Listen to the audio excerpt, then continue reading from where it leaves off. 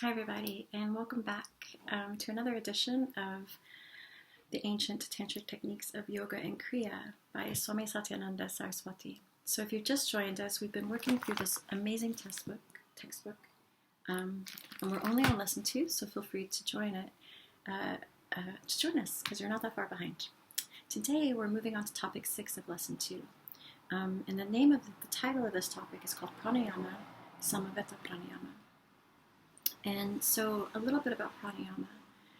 Within us, there are various types of energy in our body that kind of permeate our body, surround our bodies, right? And some of these energies we're familiar with. For example, we're familiar with chemical energy or nervous energy, right? But there are some of these subtle energies, which are, of course, subtle, that we're not necessarily familiar with, that we're not aware of, or that we don't perceive in everyday life. And so it's these subtle forms of energy, including some of the grosser forms of energy, that pranayama works to harmonize within our body. They do that. It does that by also like nourishing the body. It also nourishes the body. I'm a little tired. Sorry. I just taught a yoga class, and I'm all zoomed out on aromatherapy oils, and it's a little bit difficult for me to focus, but I also thought it would be a good time to talk about this because I've been practicing the Samaveta Pranayama now for over a week, and I taught it in class today, and the student told me that it makes her feel very peaceful. And so I think it's time that I teach you guys because I feel comfortable with it. So a little bit more about prana and the background of this particular, or the origin of this name. So Samaveta means together. And why this is important is that the word Samaveta distinguishes this particular pranayama from all the others. Because oftentimes pranayama focuses on closing off a nostril or breathing rapidly, like all these different things. But this pranayama, Samaveta, together means that inhale and exhale through the nose. And I know that seems inconsequential, but it is a big difference because, again, most of the pranayama practices that we're going to learn about are very different. It's not as simple as inhaling and exhaling through the nose. But this particular pranayama is also different in that you retain the breath. So there's no rapid breathing, there's no inhaling and exhaling through one nostril, either physically or psychically. It's legit just inhaling and exhaling through both nostrils, but then retaining the breath. So to practice this pranayama, of course, you want to get comfortable in your space that you've set up, and preferably the same place every day that we've discussed before in other lectures and blog posts. And you begin by getting comfortable in your meditative asanas, which we've kind of discussed too already: Sukhasana, easy pose, and Vajrasana, thunderbolt pose, where you sit up on your knees. And you get comfortable, maybe sit on a pillow, and you'll close your eyes and just rest your hands on your knees, and you practice yogic breathing. I've taught you yogic breathing already, and I've added all that to the blog and into YouTube. So if you haven't practiced that yet or mastered it, maybe do that first before you move on to pranayama.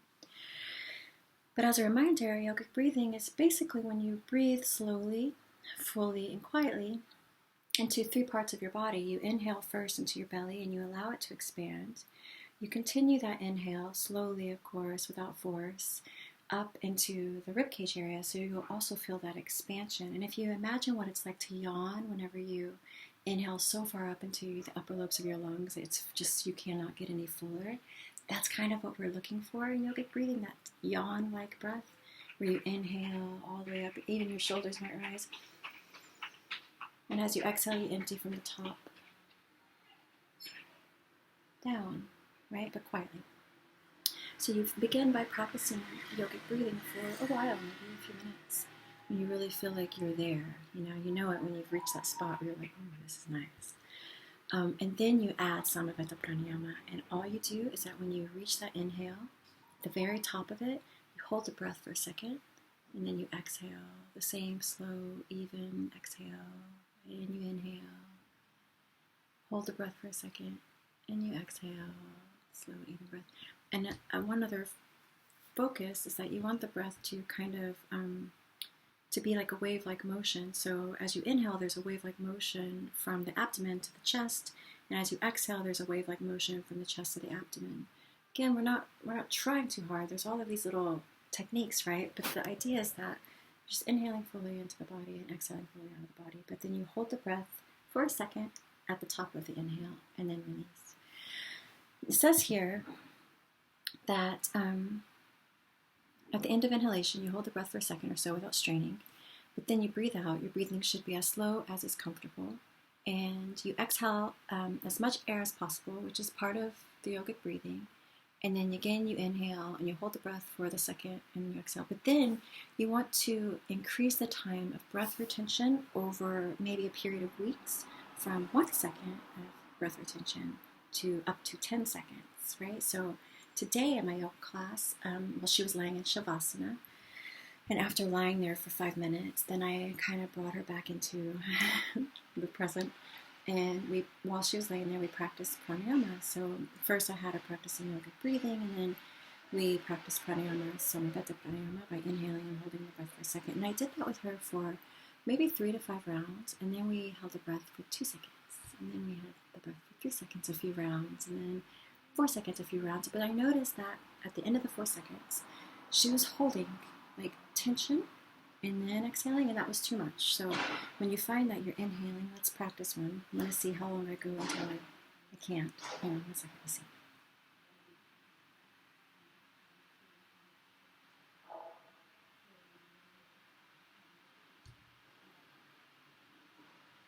Because I hadn't really been in yogic breathing, I could only hold for 5 seconds before it felt forced, and then I release, and then you inhale again. So if you start practicing and you're like, okay, today I'm going to try for 4 seconds, and you gradually maybe make your way there, you just go right into it if you've been practicing for a while, and you find, oh, that's too much, don't be ashamed to back off and go back to 3 seconds or 2 seconds or 1 second, or start from 1 and make your way up to 10. And so we will, as a family of yogis, continue to practice this until I have made it to 10 seconds, until I've mastered this asana, or pranayama, and then we move on. What I just said is also kind of important. I had a student of yoga contact me today and ask me, hey, I'm kind of curious, like, how do I know when to move forward? I've been doing the book for a long time. It's been kind of difficult for me to stay in it, to focus on getting through the programs and moving forward, and I just don't know how to practice it, like when to move forward. And on page 36, it actually tells us, and I guess its own way, that from our experience, we recommend that the techniques contained in each lesson be thoroughly mastered before progressing on to the next set of practices. Generally, this takes a minimum of 15 days, and on the average, 1 month. This is very important and an essential prerequisite for the eventual success of your sadhana, which is your spiritual practice. So there's no rush. We have a month, maybe, to just practice Samaveta Pranayama, right? To practice your daily practice program. And of course, we'll just continue to gradually build on that. And because this is YouTube or the blog, you can come back to the next lesson whenever you feel like you're ready, right? But I also recommend maybe checking in and getting the whole daily practice program explained to you via these videos before going back and like mastering them.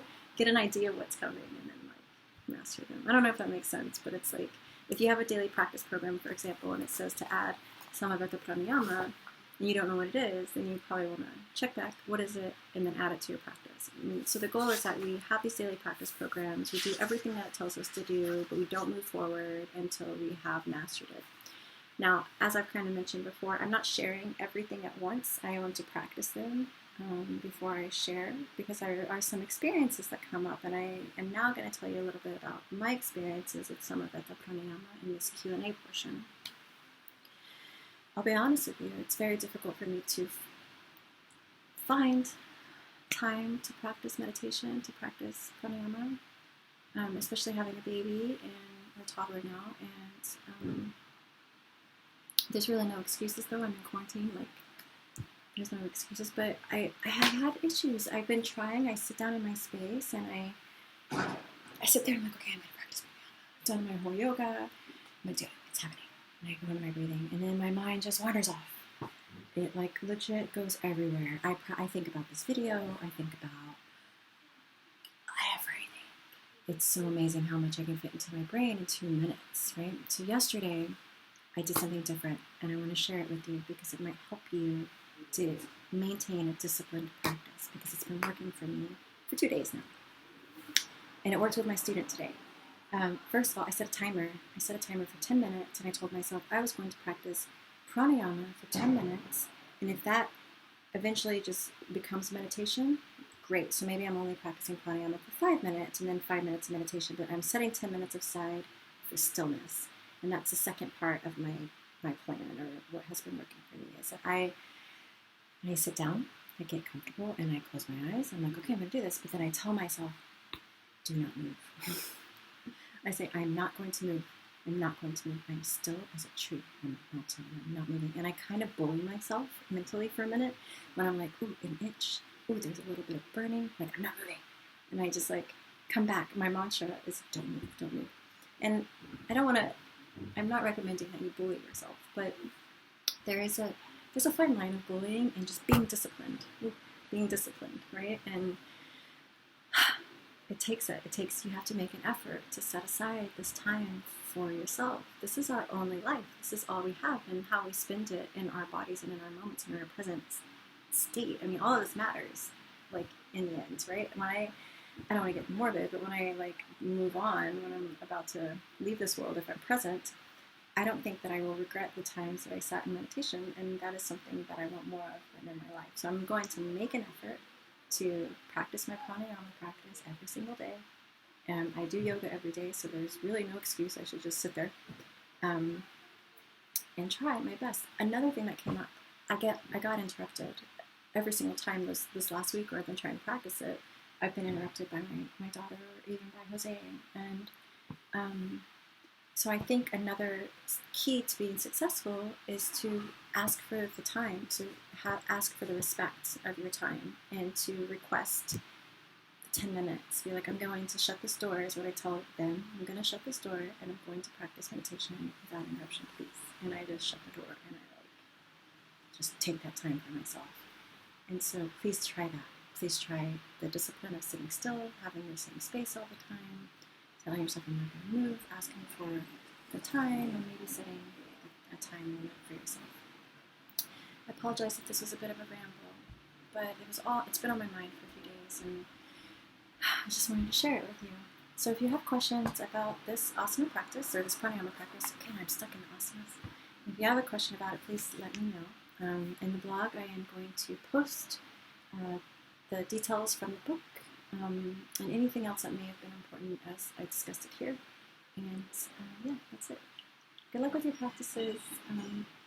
Remember, 10-15 minutes every day is better than nothing for a few days, and then an hour, and then nothing for a few days. So try a little bit. Try to set aside that 10 or 15 minutes for yourself every day, or an hour for yourself every day, and really stick to it. Remember that if your mind does wander off, it's okay. Be kind to yourself. Bring it back to your practice, because you deserve this time. All right, take care, everybody.